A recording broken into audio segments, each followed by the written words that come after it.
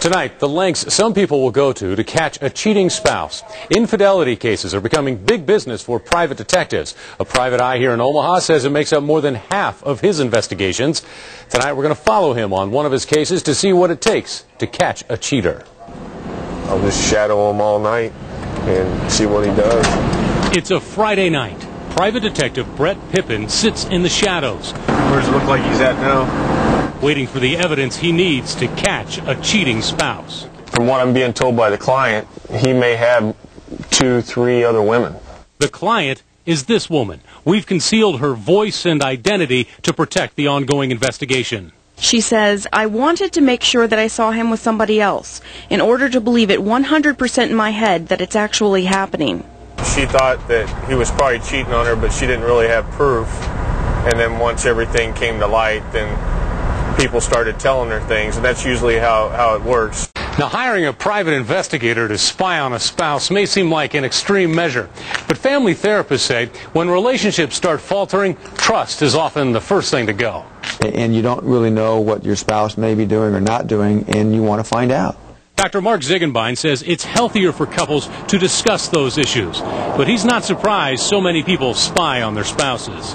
You don't have to risk talking about things. You don't have to risk exposure to friends or family.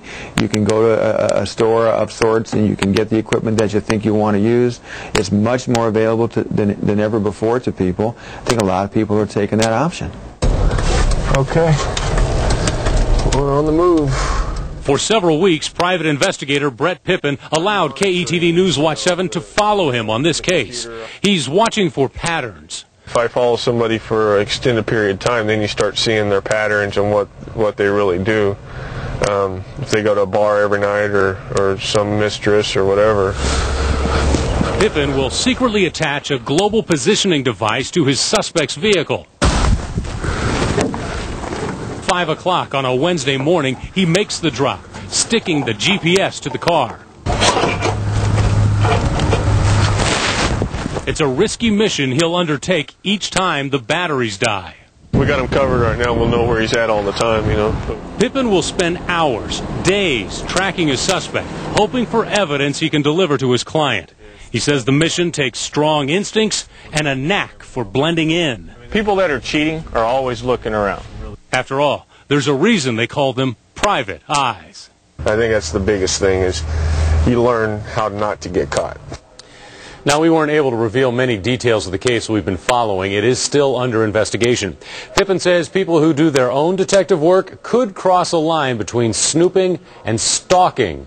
PIs have to be tested on all the trespassing and privacy laws to get their licenses. And is GPS monitoring, is that legal? Well, the technology is so new, Julie, that there really aren't many laws on the books yet addressing that GPS issue. And in cases like this one, the vehicle actually belongs to the detective's client, so technically he is getting permission from one of the owners. I see. Okay. Big business out there. Sounds like it. Yeah.